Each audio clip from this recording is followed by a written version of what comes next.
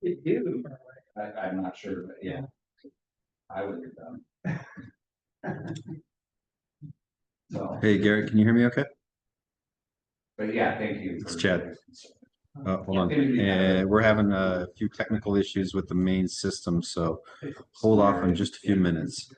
Hello, John. Hello, Tom. Okay.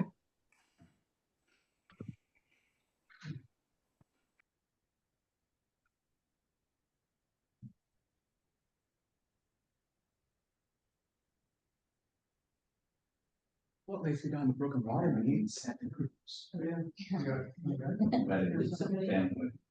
I broke down on 101, down towards they shut off the water from Avenue U up to some road.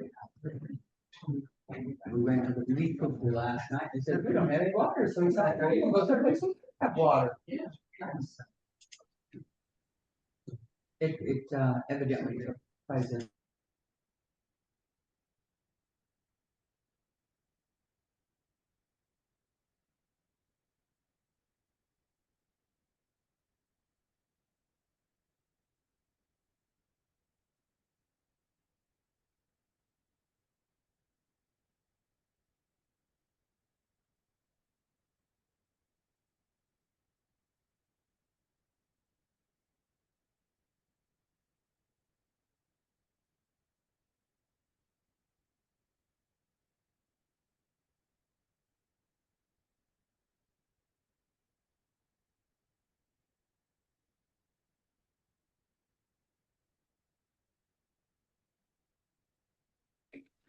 We have John. I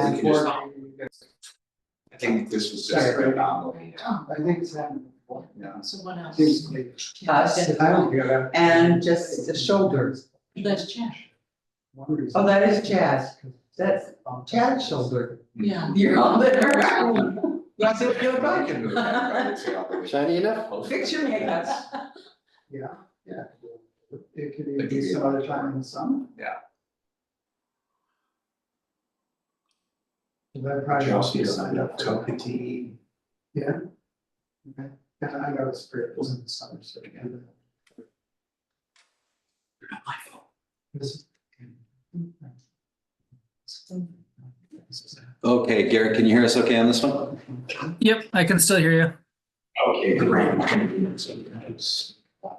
Remind our audience, everyone to drop your phones. If you want to say anything tonight, please make sure you signed in.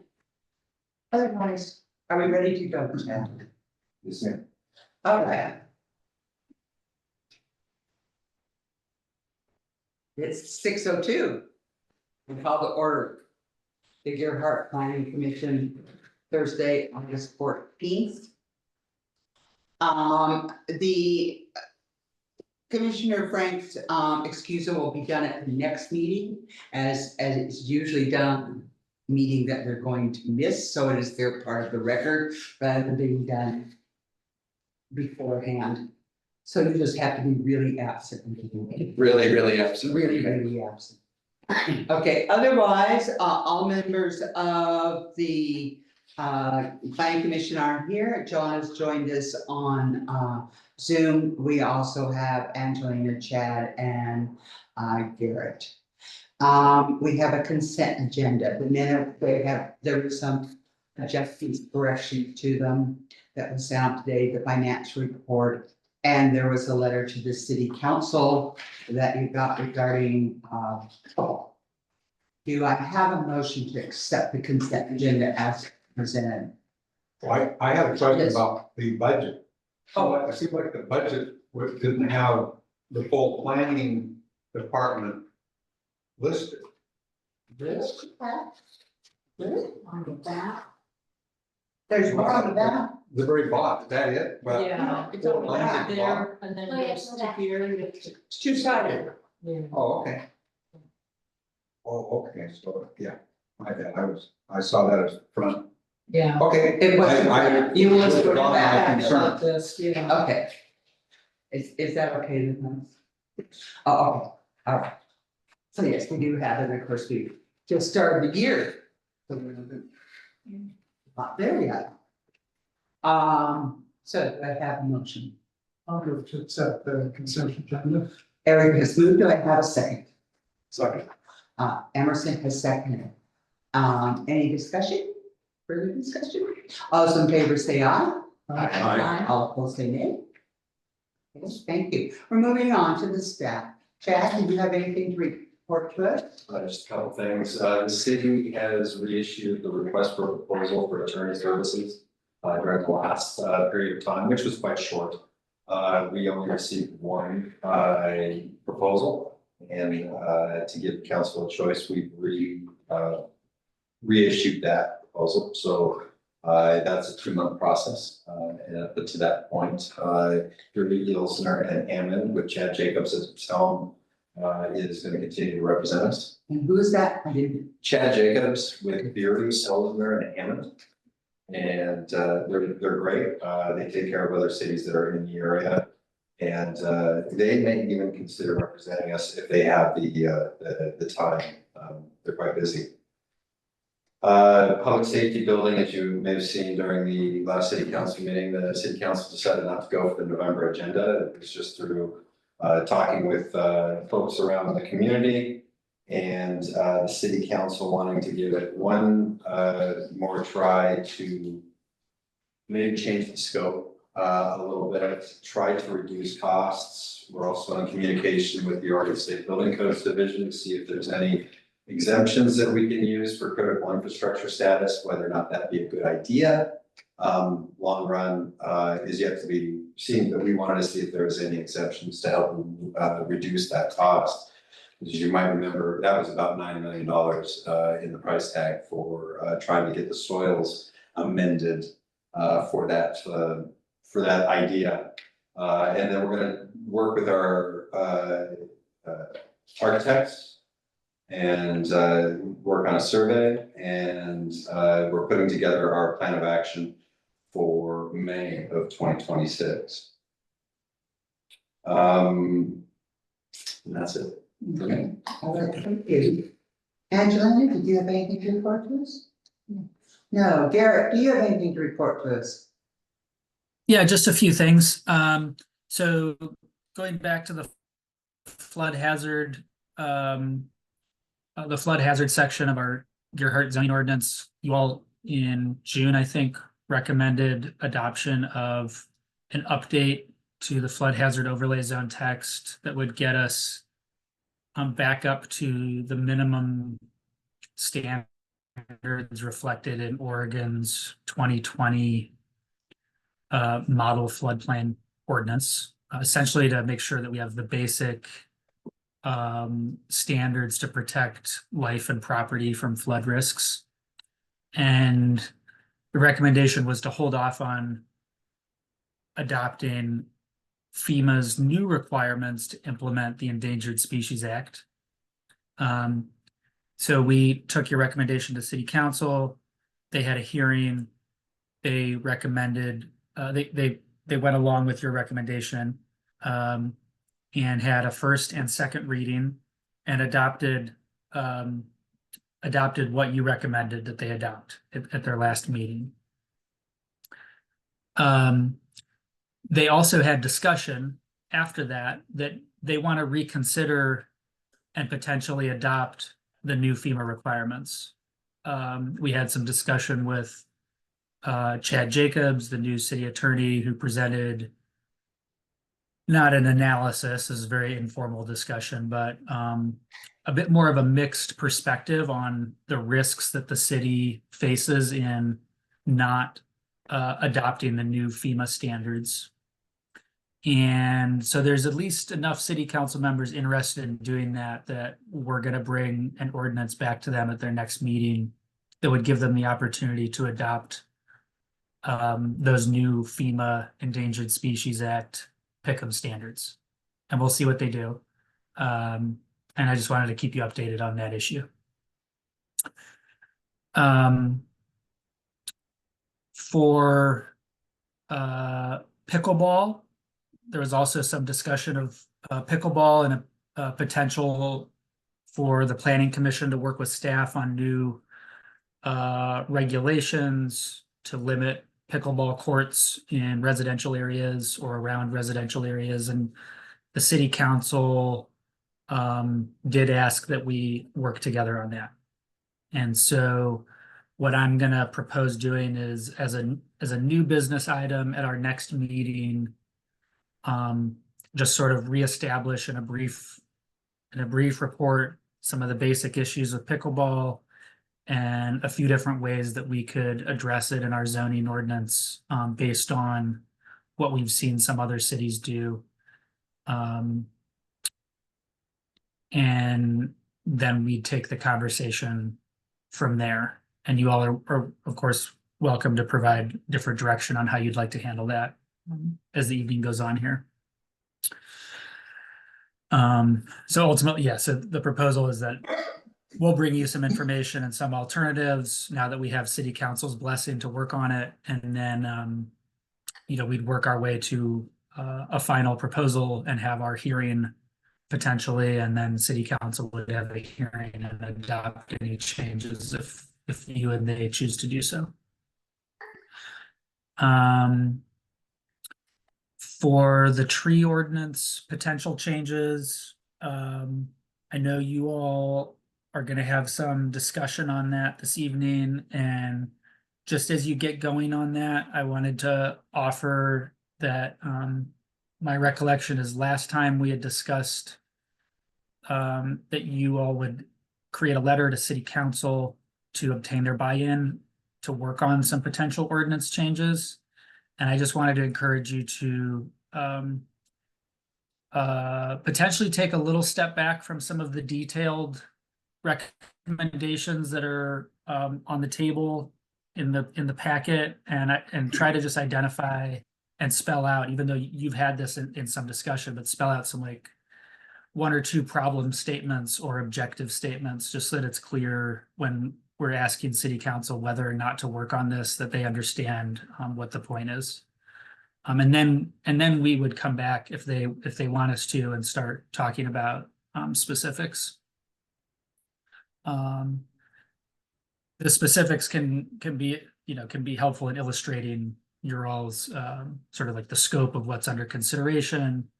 So potentially valuable that you have those to consider tonight, but just wanted to offer those ideas, and we're here to support that effort. For the street vacation item, we're considering in a little bit. Just wanted to remind you, this is not a hearing. And it's just new business, but I still have a staff report, and I'd like to be able to present it, including reviewing some errors that I wanted to correct there, and then we'd have some discussion afterwards as well. So I'm not sure if the applicant or an applicant representative is in the room, but if there's a way to allow them to present their perspective or ask them questions, I think that's fair game as well. I know it's a little unconventional that this isn't a hearing, but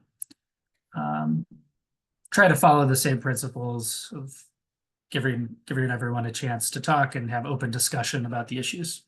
So that's all I had for tonight on updates. Thanks. I have a question. Yes. Garrett, if this isn't a hearing, if it's new business, what does that mean? Does that mean we decide whether to proceed with it to a hearing, or what does that mean?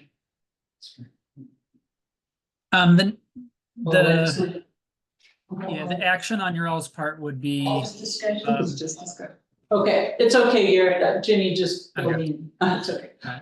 Well, I think part of the confusion, Garrett, is that, I know for me it was that we've done a street vacation coming out of the planning commission with the public hearing, the whole thing before. So this is just a different way of handling it. So, but we'll get Got through it. it. Okay. Can I ask a question? Yes, Eric. Thanks. Garrett, with regard to the flood hazard overlay and FEMA and the ESA, is our role now ended? Everything going forward, will that be done by city council, or does this topic ever come back to us if they need to make changes.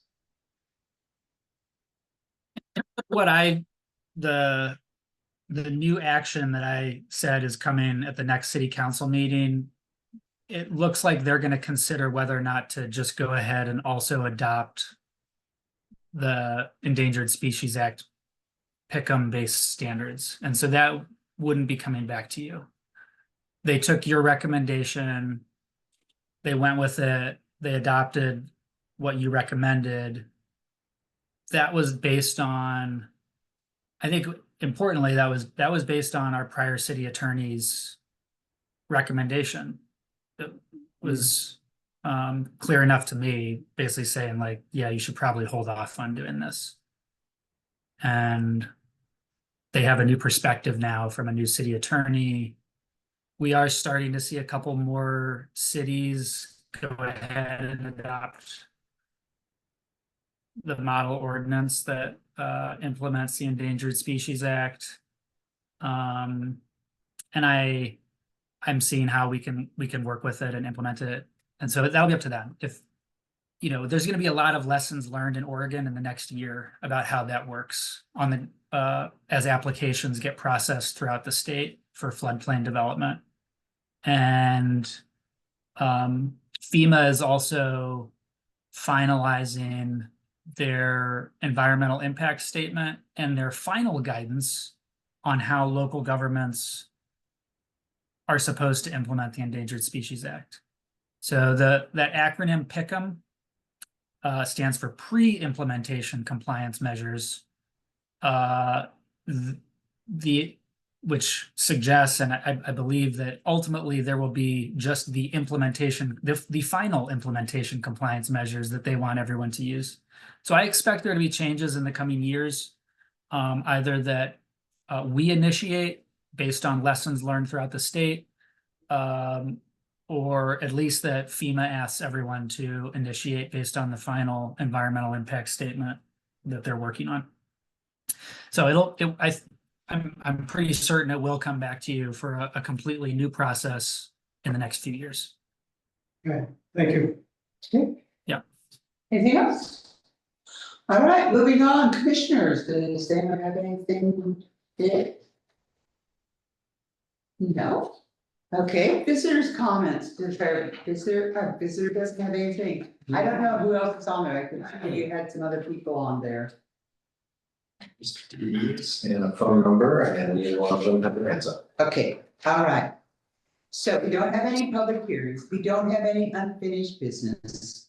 We do have new business, and this is file 2408 SB, street vacation request submitted by Terry Lowenberg on June 25th, 2025 for the following area.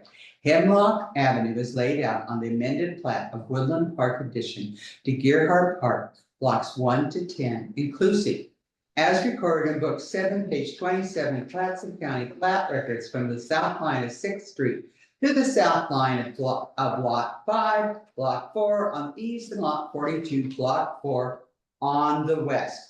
As Garrett said, he is going to give a staff report. The decision type, as was there, this is a legislative decision by the city council. And we're just supposed to consider the request as business, not in a hearing, and make a recommendation to city council. And then the city council will have a hearing and make a decision. So Garrett, this is your opportunity. All right, thank you. Okay, so the street vacation is for a right-of-way called Hemlock Avenue that extends south from Pacific Way, basically across, you could think of it as like across the street and a little bit east of the elementary school. And I want to start by just acknowledging a couple of issues here. So in the staff report, starting with the location that's identified about halfway through page 1. That's just like a remnant from another staff report. I apologize for leaving that in there and not identifying the correct location. It is correctly identified everywhere else in the staff report, including on the maps, the legal description that's provided in the findings, so on page 1 of the staff report, ignore that location. Which, I'm And- sorry, is the applicant still Highland Duran? Yeah, and the applicant is also, is Beach Development LLC. Okay, Yeah. Terry Lowenberg, Beach Development LLC. The other items that are on page 1 are correct. That appear around that area. So, okay, and you said the location is incorrect, right? yep, applicant and location on page 1. Yeah, All right, thank you. yes, you're welcome. And then, there is a grammatical error later in the staff report where there's a sentence that starts with the word but, like BUT, that I needed to combine, and so that's, I'm sorry, that probably threw you off. And I'll correct that for a later report to city council. That's, well, we'll move on, we'll get there. Okay, so the street vacation is for a, it's not for an actual street, it's for right of way that's undeveloped. And the right of way is 30 feet wide and 400 feet long, extending south from Pacific Way. Roughly half of it overlaps with what our local wetlands inventory identifies as a locally significant wetland. There is a driveway, it looks like, or paved area at the entrance to Pacific Way. You can see that in the photograph on page 2 that's taken from Pacific Way. And the area is otherwise not used. So there's that shed there to the right of the right of way. When you're looking south, there's the driveway and a gate. The city, we haven't identified like any use that the city has for this right of way.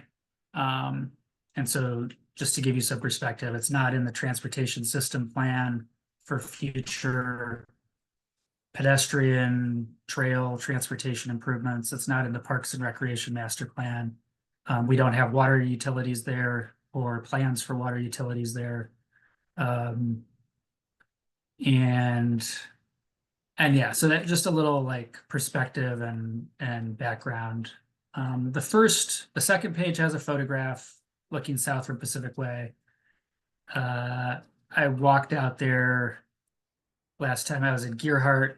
That's about as good of a photo of it as you can get because it is overgrown with brush and trees and wetland vegetation. The third page of the staff report has like a rough boundary dashed outline overlaid on top of zoning to illustrate that it's adjacent to the C2 zoning that fronts on US 101 and C2 and C3 zoning that fronts on Glen Avenue to the west. Page 4 includes a survey of existing conditions done by John Wickman, the applicant's surveyor. This does not depict the result of the vacation, so we'll require a new survey to finalize the process that shows the right-of-way area attached to the adjacent lots. But it's just some important context there, and that survey is also provided in the packet. So I've just reviewed some of the basic information that's provided up through page 4 and into the top of page 5 on the site description. Again, the standards for street vacation, there's a chapter in our zoning ordinance titled vacation of streets and alleys, or alley and street vacations. It's Article 12. So that's where we have some standards to guide decision-making. Again, it's a legislative decision. The city has some pretty broad discretion to decide whether or not to do this. But there is this guidance and these standards that we'll go through in the staff report. So there's state law identified in the staff report that guides vacation of right of ways, and our zoning ordinance is closely based on it and implements it. And I didn't find ways that they conflicted or ways that our zoning ordinance was not comprehensive in addressing those state standards. So we didn't repeat them. We didn't repeat all of them one by one in the staff report. So the idea here is if the request meets our local standards, that it is also meeting the state standards. So the applicant submitted their application form, some basic location information, and a consent form, an incomplete set of consent forms back in 2024. That's why the file number is 2408 SV. And several months later, they came back with more complete information, including the survey, a complete set of consents from adjacent property owners. And so this first standard is about the consents. And there's two different standards. One is that the property owners on either side of the right of way, immediately on either side, have to consent. And they've obtained and submitted those consents. And the other is that the property owners along the right of way 400 feet to the north and south, representing 2/3 of that area, have to consent. And so they have also done that with the second set of names that appears here on page 6 of the staff report, from Inman William down through Scofi Gearhart LLC. Related to this is that we do need to follow up with the applicant and potentially all of these individuals, depending on how the applicant wants to handle compensation, to ensure that if the applicant expects that all of these individuals, Kumar, Beach Development, Jason Palmberg, and Gary Hansen, will compensate the city directly for the right-of-way that attaches to their properties, we need those consents redone with acknowledging the amount of compensation.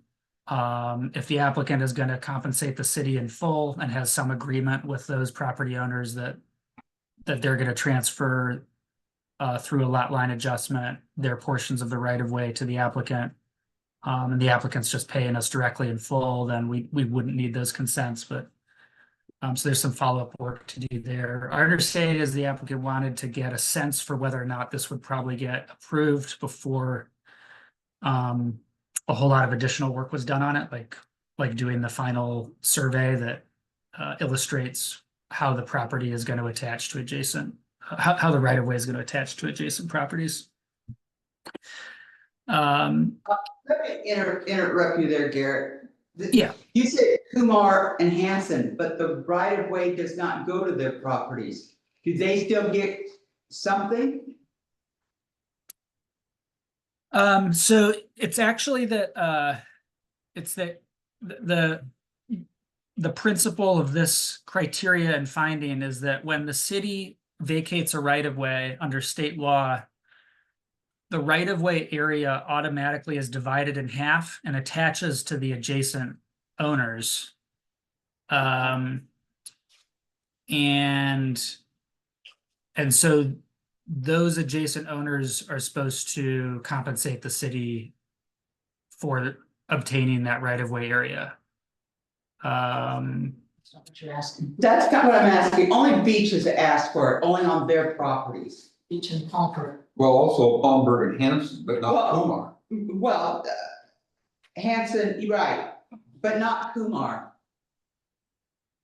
Is that, Just looking up the map, one sec, to see if I've made an error here. One moment, I'm sorry. So if the right of way is vacated, we can't vacate half the right of way. okay. we have to vacate the whole thing and it gets divided in half and goes to the adjacent properties. Like, we don't have to vacate the whole thing to its end point at the south, but we can't just take I know. like Yeah, that's the eastern problem. half of the right of way and attach it to the properties to the east. Like, the east and the west both go. Garrett, I think the reason there's some confusion here is the red dotted line does not extend to Kumar's property. And I've got it up on the screen for you, Garrett. Or Yeah, Hans- you're right. You're right, you're I'm right. sorry to interrupt, but you threw me. Hanson, all Yeah. of the tan is Hanson. Yeah, Okay, that's right. That's another error that I have to correct in the report. So Okay. those consents were provided, and they count towards the 2/3 area in the 400 feet extending north and south, but they are not required adjacent owner consents. Okay, so that was my confusion. As we were initially reviewing this, I thought that the requested area extended further south. It took a little while to, with the legal description, to translate that into sort of my mental map of what was on the ground here. So I apologize, we need to update that. I think that's the shading. Okay, all right, sorry to interrupt, but it was a big confusion for me all of a sudden. That's very important clarification. Thank you.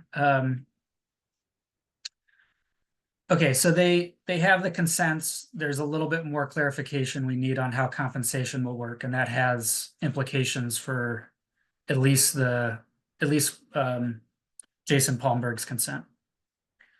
And maybe having to redo that, but we'll see.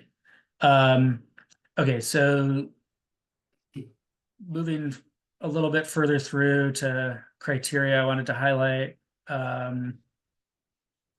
If you all recommend, well, regardless of your recommendation, we're required by state law and our ordinance to take this to city council at the next meeting. So this isn't something that we continue. If more information is needed, there's actually like a statutory deadline to get it to city council. Moving on to compensation requirements. Section 12.030 assessment compensation requirements. We calculated the amount of compensation that would be required for the right of way based on the formula in the zoning ordinance. And it starts with a table on the bottom of page 7 that calculates the average assessed land value from the county's 2024 assessments for the 4 adjacent properties. This is consistent with the discussion we just had. This is just Jason Palmberg's and Beach Development's properties. It does not include Hanson and Kumar. And it's $9.88 per square foot.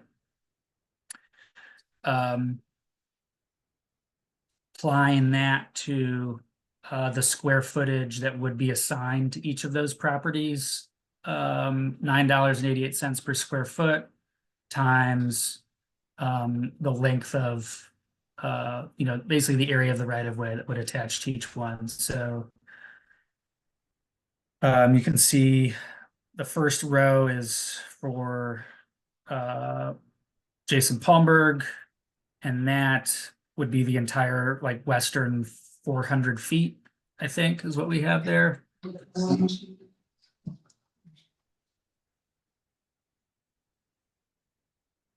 The next 3 rows are for the 3 beach development properties on the east side of the right of way. Can I ask And then a one total thing? compensation amount. Jenny, could I ask one thing? Yes, John. Why is Hanson listed with Palmberg? Are they They're co-owners of that co-owners. property? Are they co-owners? Let's see here. It is Yes. not Yes, listed. they're co-owners. Okay, So that kind of pink area, whatever you want to call it, it looks pink on my screen, is actually one property co-owned by Palmberg and Hanson.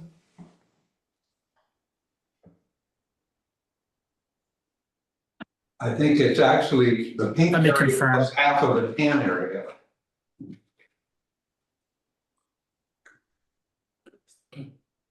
we're having discussion. Wait a minute. Yes, So, the, the. on the west side of the proposed vacation, there's a 400-foot long property, 400 feet north to south. That on Gearhart's webpage, on our mapping webpage, it just says that it's owned by Jason Palmberg. And it is split zoned, C2 and C3. C2 in the north, C3 in the south, roughly in half. And on the county assessor's webpage, it's listed as being owned by both Palmberg and Hanson. And then Hanson owns another property singly below it, further south, Yeah. further east. Yeah, exactly, the one across from Kumar. Yeah. So the 400 feet is the length of the dotted line. Yes, So that 400-foot property, 1175, that is co-owned by Palmberg and Hanson. yes, Okay. according to the Clatsop County Assessor's webpage. Yep, Okay. Thank you. welcome.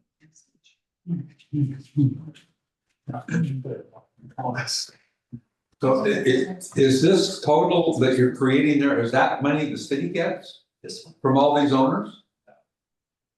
That is money that the city, yeah, and I have one more issue with it to identify. So this is the compensation amount that the city gets. And that being said, there is the zoning ordinance uses the word if you look at the criteria of section 12.030 back on page 7, this ends with the statement, then multiplying that amount by 1/2.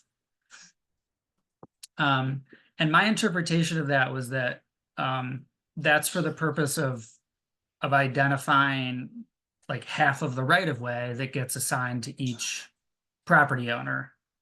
Not that we're overall reducing the city's compensation by half. Chad today told me when I asked him about this that potentially in prior vacation cases we've actually reduced the total compensation by half, and I have like that case that I need to review. This is not based in state statute. I couldn't find it anywhere. So this is really our local requirement and us deciding how to implement it. But this figure right here, $118,560, is not multiplied by 50%. That 50% statement is taken earlier in the calculation where we multiply 15 feet, half the right of way, instead of 30 feet, when estimating the compensation required from each property. So there's some interpretation there that we need to address, and it could result in this compensation amount being half of what's seen here in bold. It would be, you know, 59,280 or so. And Jason Garrett, sorry, that's based on assessed value, not real market value. That's correct. Exactly. Assessed land value, not assessed value including improvements. Okay, so it's just the land, even though this land is such that nothing could ever be built on it, it still is valued at that much. Is that correct? Yeah, the guidance doesn't include taking into consideration any nuances. You might not call them nuances. They're important factors for someone considering the value of land, but it doesn't tell us to consider the presence of wetlands or floodplains when determining the value. It is notable, there's a map further down in the report that shows where the locally significant wetland boundary is, and of course, that's not based on a field survey of walking the wetland itself. So this is an imprecise map on page 10 of the staff report. But it's, you know, not the entire right of way is not locally significant wetland. We don't know exactly what percentage it is unless a DSL approved wetland delineation were submitted with the application. In any case, the code doesn't tell us to change the compensation amount, but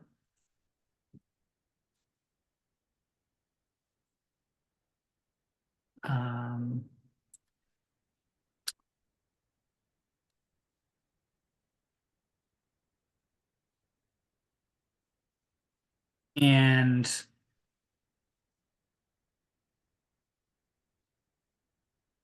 yeah, so I'm just going to leave that there for now, and we can have some more discussion about it as we go on, if you'd like to. The next criteria, 12.040, just expresses that principle that the right-of-way area would attach to the existing lots adjacent to it. It would be split in half and attached to the adjacent lots. It doesn't create new lots. Okay, so this is getting into like some of this looks more at 12.050. This is more familiar, probably it looks more like actual approval criteria, like things to base a decision on. So, but it doesn't say like you can't approve it if it's not like a yes or no, but they're considerations. So number one is just that we should understand the applicant's reason for vacating, for wanting to vacate the right of way. And we could potentially get some more clarification on that. I mean, my understanding is that the applicant, Beach Development, might own the shed that's west of the right of way. Or they want to be able to use that driveway, potentially that comes off of Pacific Way. I don't understand if that's the only reason why they would want the right of way further south from there. But that's a fair question to inquire about some more, I think. Number two, does the vacation eliminate access to public infrastructure installations? No, it does not. Will the vacation result in the elimination of access to any parcel in the surrounding area? No, it would not. The other parcels in the surrounding area are either accessed by US 101, improved Glen Street, or it would be likely that it's more feasible to access them by continuing Glen Street south and by building a road through the wetland in this right of way.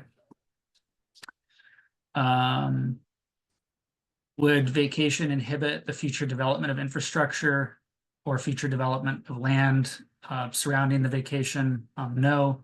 There's not only not public utilities or existing public use of the right of way, but we couldn't find any plans to use it either in the future or a need to use it for future property development in the surrounding area.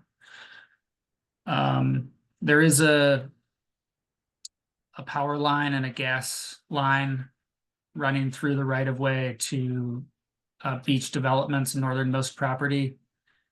And it might be, it doesn't continue or serve a broader purpose.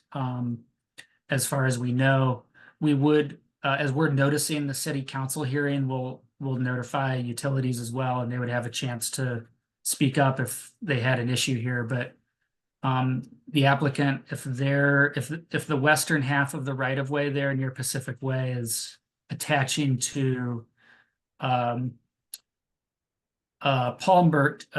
Palmberg's property, there might be an interest that they would have in getting an easement for their gas line or power line if, that serves their property if it crosses what would in the future be Jason Palmberg's property. But if they want to do that, it should show up on the final survey that they have to do. Okay, so is any portion of the subject vacation area noted in the TSP, the Transportation System Plan? No, it's not. Would the vacation inhibit the free flow of traffic? No, there's no existing traffic in the area. The potential for additional development generating traffic is negligible, it seems, given the wetland and so we don't anticipate there being an inhibition of traffic. Are there wetlands, floodplains, or other naturally occurring elements? Yes, it's a locally significant wetland. We don't have a precise delineation of it, but we know it's there. There's not 100-year floodplain overlapping the right of way.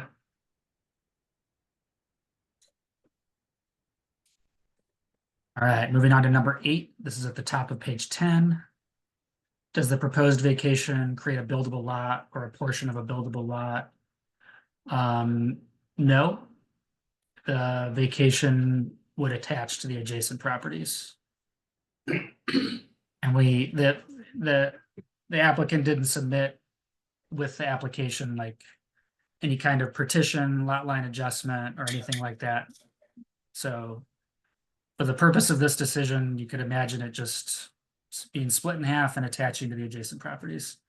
And those lot lines would expand to include the area. Okay, 12.060. Prior to recording the vacation, the applicant shall assure that any necessary utility easements are provided.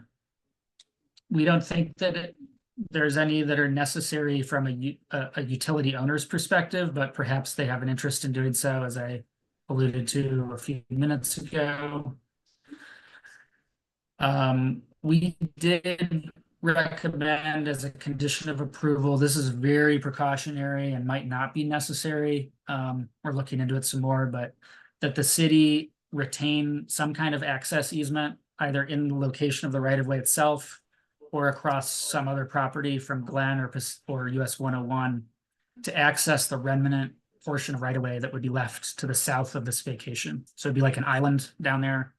And just imagine some like extreme scenarios that are unlikely to occur where the city would need to access that property to perform some kind of city function or some kind of property owner function.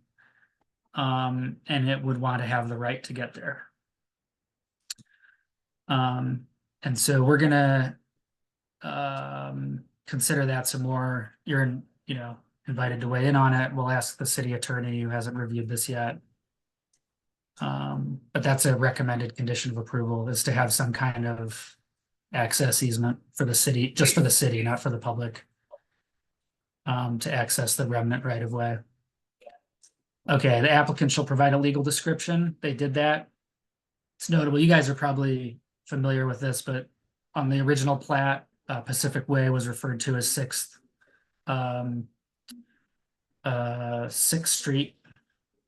So on the top of page 11, where there's this illustration, you see 6th Street, that's Pacific Way.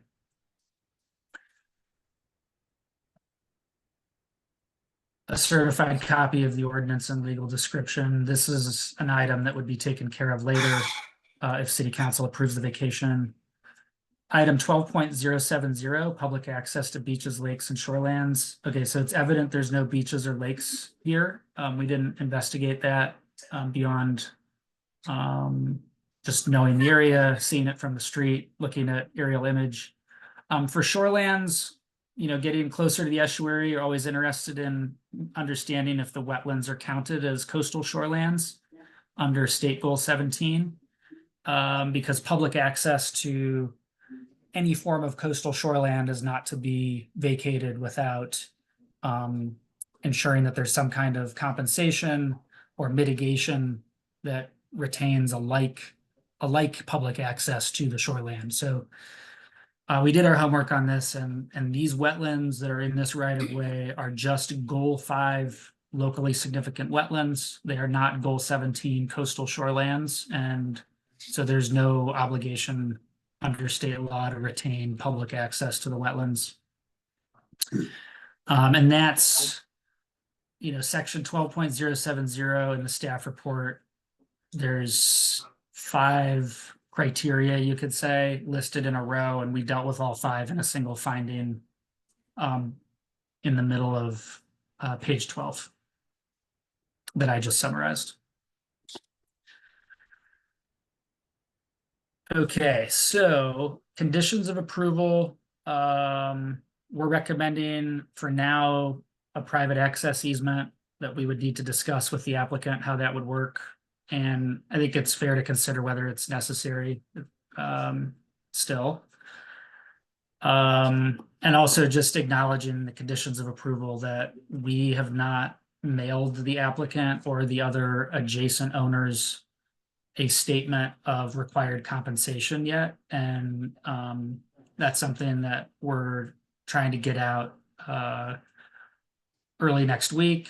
And that will also enable us to have a conversation with them, I think, in a more substantial way about how they want to handle the vacation, what their plans are afterwards in terms of transferring some of the vacated area to beach development or not, who's going to pay the city for the right of way. But we'll send the statement to the applicant and the other adjacent owners, Terry Lowenberg and Gary Hansen in this case. So in terms of a recommendation, again, you could do this by motion. You could recommend approval, you could recommend denial based on your discussion. You could, recommend that you don't object to it. There's another idea I thought of. I was imagining you trying to consider whether the compensation amount is sufficient, or is this in the city's best interests, and potentially not feeling like you want to make a complete statement of approval. It's okay if you don't want to, I think. And that's the end of the staff report. Sorry, I was a little bit more long-winded here, but between my errors in writing and it being something that we don't handle very often, I thought we should go through it in more detail. So thank you. Okay, and just to be clear here, Palmberg, Hansen, Lowenberg are the 3 parties that have property abutting this area, right? Correct. Okay. So that's not what you said. I wanted to make sure. Oh, I apologize. Okay, all right, so we have Garrett's staff report. Do we have any questions for Garrett directly before we discuss? Yes. I was wondering when this right of way was set aside and what was the purpose then? I might be able to answer that for you, Greg. Sure, go ahead. So the entire city of Gerhart was platted in 5,000 square foot lots. This street was platted before laws having to do with wetlands were in place. And so there was access to the backside initially to give people access through this Hemlock Street rather than coming off of Highway 101. But in practicality, it's impossible because of the wetlands. Okay, I understand. okay, yeah. They're old plantings, and actually you can find this in all sorts of Okay. Gerhart, all in there. They were very busy planting stuff. Okay, so Commissioner Frank. I have another question. Oh, I'm sorry, I didn't see you, John. No worries. I know it's a little tiny picture. So is it Actually possible? big. Is it possible, Garrett, that these people are not even aware that compensation is required? There's no indication of it in the application that they would be aware. I wonder if this whole thing falls apart. As far as I know, yes, that's conceivable that they're not aware. That being said, they submitted their consents and they've had communication with the applicant, Beach Development LLC. I imagine I would suspect it's been discussed, but they have not been notified, nor has Beach Development LLC, of our estimated compensation requirement. They all need to be notified of it. And my understanding, from I haven't spoken with the applicant himself, but I spoke with the surveyor, and my understanding was that they really wanted to get some input, an idea of whether this would probably or potentially get approved, or if some issue was going to come up that they hadn't thought of that was just going to be like a highly likely no before they invested more in survey work, for example, to show what would be required for a final approval, or potentially even to have more discussions with the others. But yeah, we need to notify them, and we're planning on sending The reason I letters raise next week. this is before this goes back to city council, even, let's assume for a moment, just hypothetical, that we indicate approval or recommendation of approval, which I'm not confident that we would. I'm just saying if we did, and then it would go to city council. But I would recommend that before it goes to city council, that these guys are clear whether it's 59,000 or 118,000, who's paying what, and that they have got that worked out amongst themselves before city council wastes their time. Because it's possible these guys had no idea. I would be happy to sign wetlands away in my property for nothing, but if I'm told I gotta pay 60 grand for it, I might say, forget it, I'm not doing that. Oh, absolutely. So yeah, the compensation letters are going out early next week, and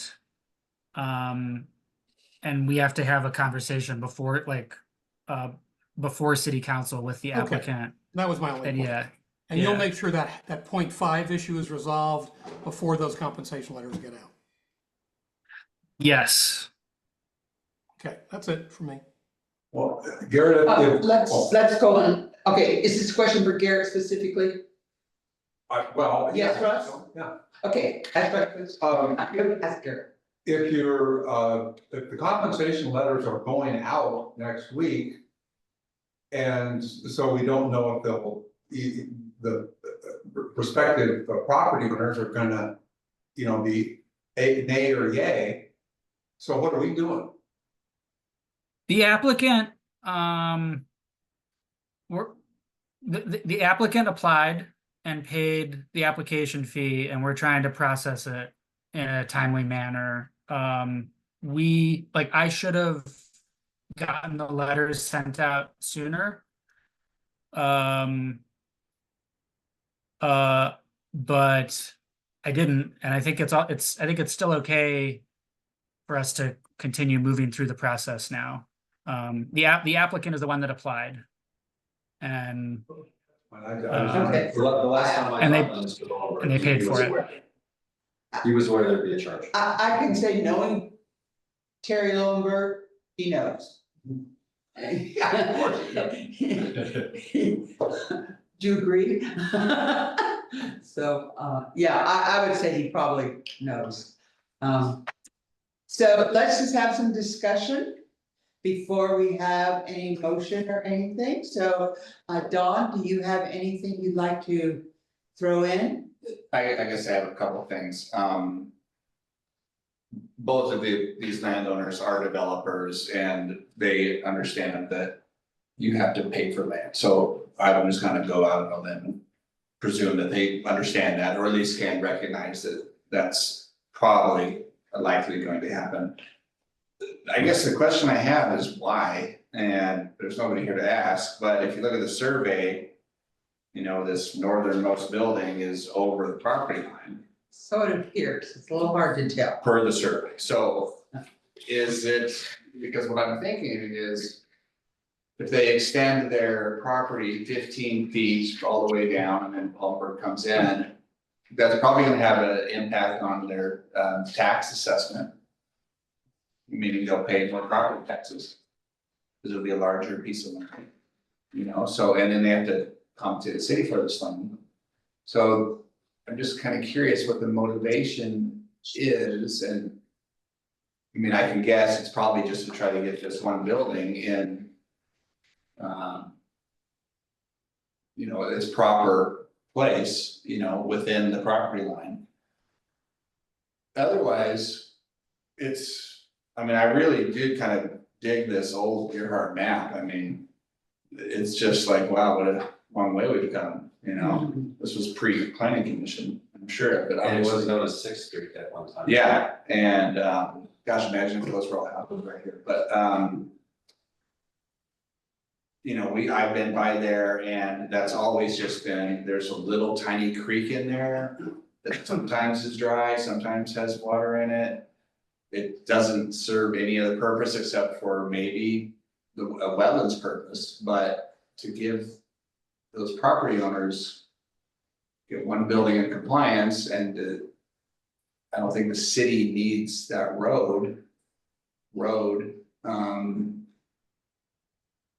You know, I think the last, I'm looking up here directly at Lincoln Avenue, and that's a vacated street. I don't know if that actually worked out the way that everybody wanted. That's the road that goes through the elementary school. Property, We did vacate. it is vacated, I right? know we did that. Yes, but I don't know if that's. In hindsight, necessarily the proper decision, I'm not making any judgments, but there's been, I've heard some things about that and my own feelings, but the question is, if we do vacate it. Then. Does that cause any harm to the city? I guess is, I mean, I'm asking you, I guess, Chad, I mean. What harm could it do to the city? Well, it's hard to foresee everything, but we did talk to, I did talk to. The various departments within the city, and none of us could think of a reason, including fire. That would be an issue back there, and I think that what Terry would gain or whoever would gain, and we're not sure that Palmberg is actually gonna buy half of it. It may be Terry that is buying the entire park, because Palmberg would have to go across the creek to get there, so we're not too sure. There's still some conversations. But if he gained square footage, that would be more valuable for him to sell in the future, you know, as property prices only rise around here, so that would be one aspect. The other aspect is changes his setbacks a little bit. He might be able to do some more things with the building that he has. And it would be more closely allow him to have that access to that one small building that's up there in the upper left-hand corner Pacific Way in Hemlock. So those are some of the reasons that somebody may be interested in that. Now, is it weird that Hemlock, you know, if we go 400 feet from north to south and it stops right there at the Kumar Hanson line. That's now a right of way, that, is it just odd that it starts there or ends there? That was Garrett's concern as well. That's where we have a recommendation to somehow retain an access easement just to the city of Gearhart, not to the public, for the city to be able to access land that it owns. In case there was some kind of like, I'm thinking like, 50 years down the road, there's some kind of like liability down there that we need to take care of. We don't want to have to negotiate access with somebody. Like we should be able to get to property that we own. Just like we require everyone else to have access to the public street network for their property when a lot is created. I think this is kind of a solution-driven process or request that maybe would fulfill the needs for some of our property owners here. It doesn't seem to do much harm to the city for us to do that, logistically. Sure, we can figure it out. I'm kind of more curious about what everyone else has to say, so that's all I have to say.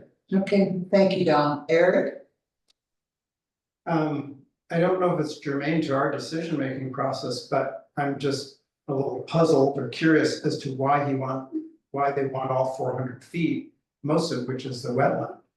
So in terms of wanting to increase its property or its property value, because seems to me the primary purpose is to get his building in compliance with his own property. I can certainly accept that.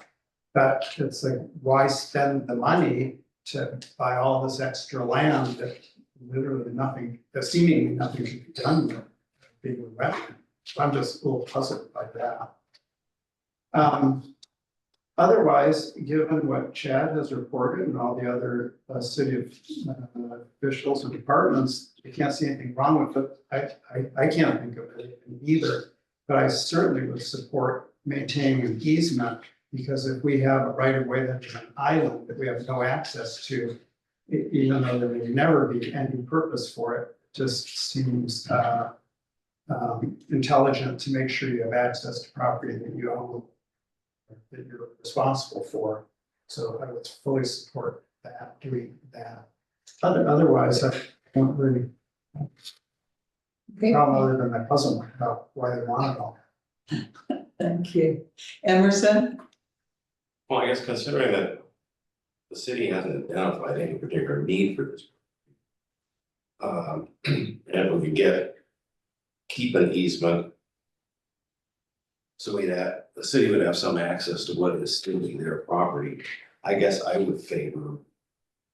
We have no objection to this as it's been presented. Because my understanding is it's gonna go to city council, they're gonna have the public hearing anyway. So that's what I would support again. Okay, thank you, Emerson. Russ? Ditto. Ditto, good, short response. You get the prize tonight for short response. Jennifer, I'll say ditto too. Oh, okay. I can just say, knowing Terry, this doesn't surprise me, that he would probably want to just have the chunk there. It's hard to tell whether that building there on the corner of Pacific Way and Park Avenue really threw me, because we have another Park Avenue. I'm like, whoa, what's going on here? But we may indeed have found that it's a little bit over that line, which would not surprise any of us that lived here for very long. I would be looking at the compensation thing and what the city is asking for. It is wetlands, and it's not going to be. They can't think of anything at this point, and you're right, maybe 50 years down the road, but we don't know what otherwise it'd be used for. I think Terry's just trying to consolidate his property, but we don't know that. So beyond that, we've all had our say. John. Oh, I'm sorry, John, you're not on the screen because all I have is a map, John. It's Chad's fault. It's Chad's fault. I don't blame you, Chad. So yeah, I mean, I'm also pretty much in the ditto category, other than the fact that I remain a little skeptical that these people are aware that compensation is expected, and that this whole thing may fall apart once they realize that 118,000 or even 59,000 is due the city. But if we can get 118,000 or even $59,000 for land that is of real no value to us, it's good for our budget. Okay, thank you. So now we're at a point where we need to think about a recommendation. Indeed, Garrett has given us some options. The planning commission may make a recommendation by motion. So we can recommend to go, I'm not sure how to recommend conditions of approval. We have that where there are two there on page 12. So we can, how's that worded exactly? Recommend to city council that they hold a hearing and make a decision. We can recommend that with the conditions, or we can deny it, or we can some other reason you come up with. I'll move that we recommend to the city council that this application be approved with these conditions, 1 and 2, that have been laid out in staff report. All right, so Eric has made a motion to, go ahead and, for this on the city council. Do I have a second? Second. Jennifer has seconded. Do we have any further discussion? Having none, all those in favor say aye. Aye. Okay, thank you. And those opposed say nay. All right, so Garrett, we are recommending that go on to the city council with those conditions and see what happens. Thank you. All right. Okay, moving on, information discussion, we had this concern that Russ brought to us the last time. Russ, you heard what Garrett said at the beginning of the meeting. Yeah. Do you want to comment further? Well, I guess the only comment I would make is that since I brought this up, I guess I'd ask the commission if others here feel like the permit is compromised and needs to be readdressed. I don't want to pursue this if everybody else says, hey, permit's fine. So I guess that would be the first question. Does the commission generally feel that we should modify this in some way to clarify it, make it work better for the city and the applicant and this body as far as making decisions? But if everybody still feels like we should pursue this, then I guess what I'd recommend is I would draft a letter to the city, you know, outlining the reasons that we want to change this. And then have that letter either give it to Angelina and email it to the, I guess that's, we can't do it that way. We just have to have a letter that maybe we bring back to this body or send out in the next packet, bring to the body and discuss, or I'm not sure of the process, but I'd be happy to write the letter unless someone else feels they're better at it. Okay. Are there other comments? Yes, Jennifer. I was wondering if this was the correct point of starting, whether you'd start with the application or whether you're actually gonna start with the ordinance. Well, I guess I should, I haven't seen the order, so I got a copy of the application and worked on that, so the ordinance would be, you know, probably the best place to start. I confess ignorance of the ordinance. I guess, well, go ahead. No, go ahead. Please continue, Jennifer. Just that I see from what, at least when I'm looking at this, is what I thought that you'd created first. I thought maybe you were about to eliminate the heritage tree category. You kept eliminating that. So I kept eliminating the 55 inch. I combined 55 and the heritage into the heritage. I felt it was just too complicated to have two, 55 inch being the dimension and then heritage being a call out because it's special. Yeah. And it to be a heritage tree, it has to be 55 inches, so it's a redundancy in my mind, but that's my, Okay. the wheels. Yeah, I think I got confused maybe then because in the ordinance, they are two separate categories and they are treated differently. And so I didn't know whether the application then needed to reflect that reality. Okay, well, then that was me overlooking, I saw them. I didn't see any need to have them be two separate categories. That was where I came from. I think that was a big issue for the city council. They really wanted these two separate categories. And for us to propose blending them or eliminating one would be a big change for them. Okay, but see, to me, the heritage tree is just a subjective.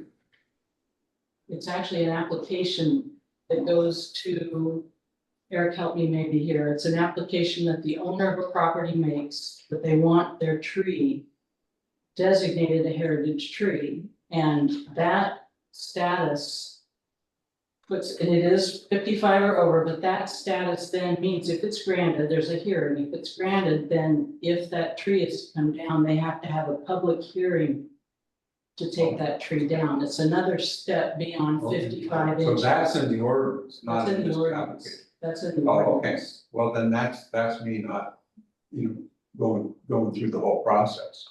Yeah, I thought the most substantive thing that you did was to try to clarify the definition of a tree in terms of the measurement and how the tree looked from the ground up. I thought that was this really substantive change that you were proposing, if you set aside and leave the two categories as the city council approved them.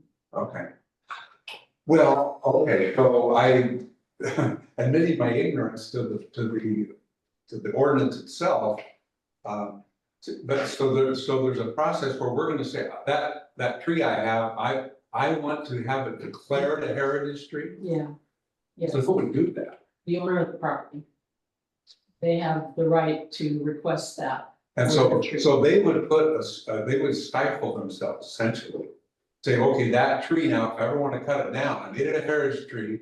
If I want to cut it down or build a garage, Yes. then I'm really going through the process. Then I will have to go through a public hearing to do anything about this.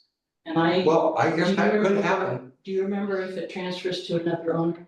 Eric? I don't know. I think it does. I think it may. Yeah. That's right, permanent. Yeah, too. you just heard it, so yes. Jennifer, does the homeowner come to the planning commission?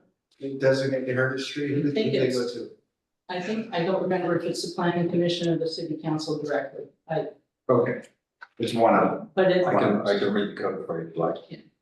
City council. Is it the city council? City council, Or because we didn't have heritage trees when we originally set our proposal No. to city council. That was something that they added, and like Jennifer's saying, it was important to what we Yes. added. Right. Russ, I have a question for you. Yeah. Have you received any requests from the community or individuals about any of this? No, Changes no, to that's this? what Jennifer just suggested, the tree the tree permit we approved over there on A and Cottage. What bothered me about the trees is they were not very good looking trees. But they were the 55-inch tree because of the dimensions. And I thought those trees should have been handled by Chad. I felt that they were, that's why I put in at the 4.5 foot measurement, if you're smaller, you got to be the same dimension or greater to become a tree. And in that case, that those trees, they were in, they were in the power lines, there were a lot of reasons to say, get them out of the way. But I'm coming from a place different than city council, who was taking our original tree work and attached a lot of significance to it and importance to it. So that, to answer your question, I haven't had anybody say, gee, but so the other thing, it just seemed like it was a clunky permit to fill out. The applicants that we had on the A Street job didn't fill out the permit completely. Right. Because it was not written, it wasn't easy to fill out. So that was, the two goals was to define a tree as a more, a classic, big at the bottom, tapering to the crown. And then making it easier for the applicant and for us reading their application. We're the ones that are gonna have to make the decision, so I just wanted the permit to be easier for us. So I obviously didn't succeed in that, but that was where I started out. I like what Garrett said at the beginning about like kind of creating a letter and let's say a problem statement or / observations from our point of view of what we think needs to be addressed. But I just have a feeling after dealing with that body on the tree issues. I don't know if they're gonna be even open to any changes to us. That doesn't mean we can't try. I'm all for streamlining an application and making it easier for people to fill out and have more clarity. Well, and the third thing, and this is what Chad and I talked about, within this, somewhere there's one of the criteria is, or the considerations for is whether it's in development, whether your application is, forget the exact wording, let's see. If I can find it on the original. Yeah, on page 3. And what you guys have, I crossed out, but what it says here, is it necessary to construct proposed improvements, including the placement of structures, on-site sewage disposal facilities, replacement sewage disposal facilities, et cetera? Well, to me, that's what happens at the building permit. It doesn't come to us if it's necessary to construct improvements. And that's one of the criteria on this form, and to me, that would be That is, well, Leonard. Leonard says you build a new house, I tell you can cut 2 trees or 40 trees. And Leonard's made that decision that never comes to this body, but it's a criteria. It's still just an application. It doesn't mean that it comes to us Okay, off the application. okay, They just need to, maybe it's not a house to build, maybe it's a shed. Maybe it's a swimming pool. You know, I mean, there could be any number of reasons that someone would. It doesn't mean that it'll come to us. okay, but still, it would be a building. If I'm gonna build a shed, I go into Leonard. Okay. Leonard says you're building a shed where you got 3 trees. Take the trees down, they're in the way of the shed. It doesn't come to us. But they have in the past. Remember the piece of property on the east side of 101, they were subdividing it? And it came to us because you're going to take down all the trees. Yeah, And it didn't come to us. They didn't want to approve it the way it was done. And so we did sit here and we said, oh, you can keep that tree and you can keep that tree. And we shrunk the number of trees they were going to take out. Because we talked to the builder and developers, so. There's no telling. Well, and so maybe it's much ado about nothing. My whole request, if we. Other than I think that the permit needs to be rewritten. Now that we've had some time with it, we can simplify that permit a little bit and then address some of the things that you're concerned with. And that would I not agree need with to be that. done by ordinance change, right? That would be simply an administrative clerical thing. Correct. Will that work for you? Yeah, rewrite it and see if that works better. Yep. But we're still gonna go, if I understand, Garrett wants a letter that says we are going to change this permit No, in A, B, C, or D fashion. no, that's Only if you were gonna make changes to the ordinance itself. right. But the permit form, we can change all they want. I see. Oh, well, okay. I think that's why he asked you to step back from it and because just change the permit. Okay. Change the word. Then are we at the place where, since everybody's got a copy of what my modified permit, we should take it home, come back next month and say, here, everybody has an input, or do we just rewrite it, Chad and I rewrite it and go from there? I think would be best for you to work with Chad if you would like. Would that work, Chad? Fine. And see if it simplifies it some, because you're seeing things that you brought to the city's attention that maybe they just didn't realize. Would that work? Yeah. Yes, Eric. So the things that Chad determined were form only, to just change the word on form, it didn't involve the ordinance. Very clear, good idea, clean it up. But I think also part of your motivation was the clarity of measuring of the trees. And where you're measuring from and whether it's double trunked, or where we're gonna measure from, all that. And the motivation to try and make it clear what the size of the tree is, seems to me a good idea. So those definitions, I don't know if they're in the ordinance or not, and, Ordinance. correct? Those- We all have the ordinance. Right, so those Yeah. measurement things, not, you got the heritage tree, then you got the 55 trees. It might behoove, when you and Chad work on this, if you can clarify the measurement stuff, even if it requires rewording the ordinance, that might still be a benefit. Of course, not eliminating the heritage tree, just making it clear how you're gonna, if you need to clarify how you're gonna measure it, that might still be worth looking at, even if it requires a change in the ordinance. Okay, I guess I thought what we discussed earlier, and Jennifer suggested, she thought I clarified it by saying 55, 37 at 4.5 feet, that size or larger below. But that doesn't clarify whether it was a single trunk or double trunk, triple trunk. Yeah. Yeah. We're inserting the word single in which you The wanted to ordinance do that. uses the word primary. Yeah, No, I didn't use the word primary. not the I ordinance does. Oh, the ordinance. The ordinance does. Oh, okay. Yeah, and so I think becomes a lot clearer if primary is changed to single. Well, right, and that's, But you have to have. The word is- trees. is have primary multiple trunk. trunks. that, you're looking at the ordinance. I'm looking at the ordinance. I see, okay. We all have it in our handy dandy books. Right.